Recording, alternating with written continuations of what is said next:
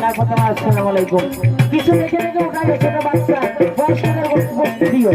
গান গাইতে আমার প্রতিকারী করতাম। ও দয়া হলো মজা লাগলে অন্তরে এসো দেখি নয়ন ভরে তোমার আমার হোক দর্শন দিদার। ও দয়ালো তোমার হারণ রসিক কুলের বাড়ি